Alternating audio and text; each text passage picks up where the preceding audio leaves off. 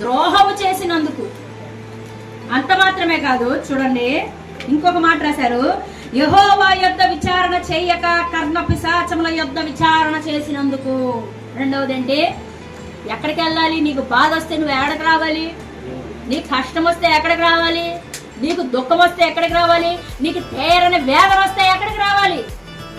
నువ్వు అలా చేయకుండా మంత్రాల దగ్గరికి, తంత్రాల దగ్గరికి వెళ్ళిపోతే అది దేవుని దృష్టిలో విపరీతమైన కార్యము. హల్లెలూయా. నువ్వు తెలియక చేస్తే నిన్ను క్షమిస్తాడు దేవుడు, ఖచ్చితంగా క్షమిస్తాడు.